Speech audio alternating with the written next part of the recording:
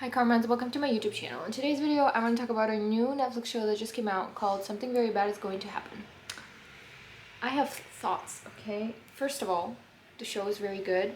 Second of all, this video is going to have a lot of spoilers, all my videos do, so if you don't like spoilers, maybe don't watch this video if you haven't seen the show yet and you think you want to, because it was pretty good actually.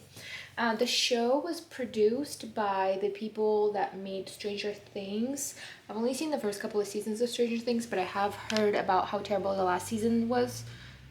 So I kind of hope that they don't make any more seasons of this one because the story is pretty concluded. So, the premise of the show.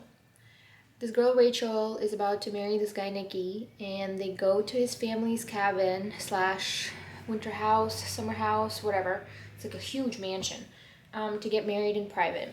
They get there, turns out it's not really a private wedding. It is family only, but there's gonna be like 100 people. The entire time she has this terrible feeling that something bad is going to happen.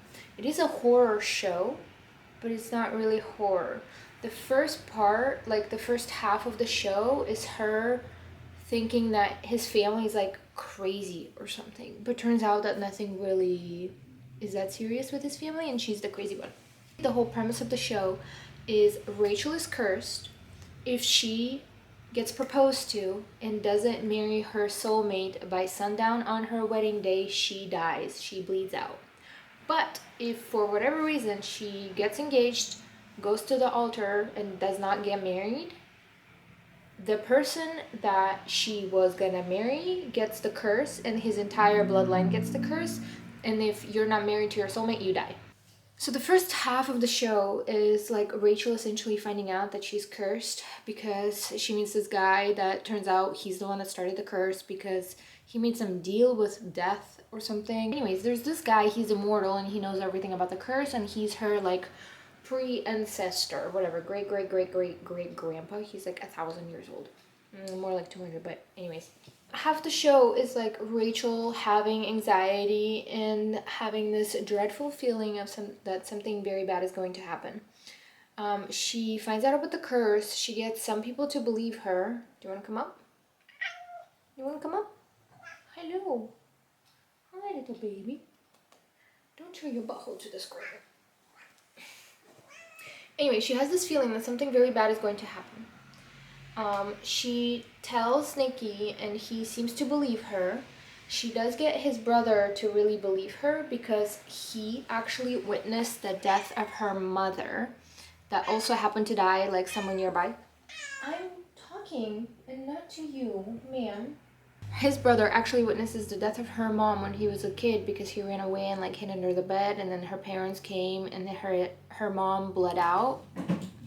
Her mom died because she got married not to her soulmate, and she bled out in front of this kid. So he believes her outright. Nicky, however, turns out he was faking his belief and he actually doesn't believe her. There's also this whole thing how his family's like kind of weird. It reminded me a little bit of like Saltburn or something. Like they all are like really rich and all about themselves, and every single character has like their own thing. Like so there's this whole thing about the curse, right? His brother is actually married to Nicky's ex-girlfriend, which makes things a little bit awkward, and they are getting a divorce. This whole like idea of soulmates, Rachel essentially tries to convince herself that she is his soulmate. She even tries to do this like ritual, which includes cutting off her toe in order to make herself his soulmate. But for whatever reason, she decides not to go through the ritual because she like decides to believe that he's her soulmate.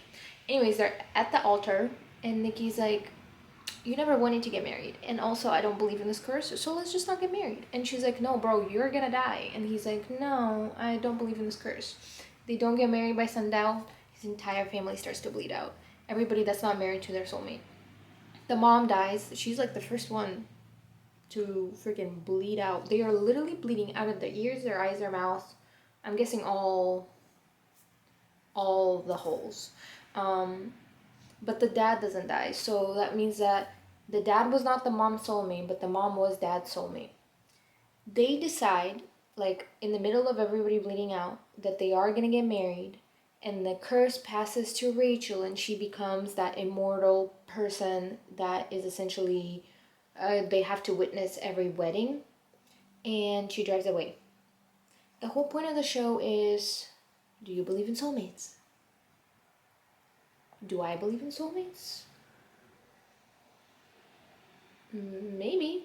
But would I put my life on that as I'm getting married? Probably not. Another thing that was kind of cool, while everybody's bleeding out, his brother that's literally getting a divorce from his wife is not bleeding out, and neither is his wife, because they are soulmates.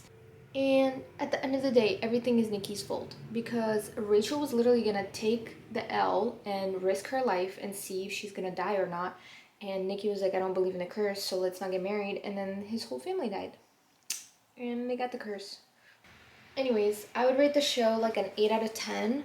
I did find the writing a little bit lazy in some parts, like Rachel finding out about a way to make herself a soulmate with the whole like spell thing that she was trying to do.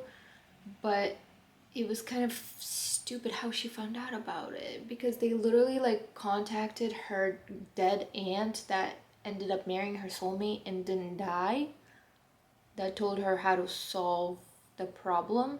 But then once again Rachel was like, oh, I believe he's my soulmate, I'll just risk it for the biscuit. Anyways, I think the show is really good. If you have a chance to watch it, if you have Netflix, or if you don't, just pirate it. Honestly, it's 2026. You can probably find it online anywhere at this point. But I think the show was really good. The acting was really good. The story was good. Once again, I did find the writing a little bit lazy in some parts, but overall, the story was very striking. I have never heard of this idea of being dead if you don't marry your soulmate because your family has a curse. Anyways, this video is pretty short. I don't have any notes, so I was just kind of rambling, to be honest with you. I hope you can forgive me. If you have a chance to watch the show, you should. It was very good. Once again, 8 out of 10. Thanks for watching.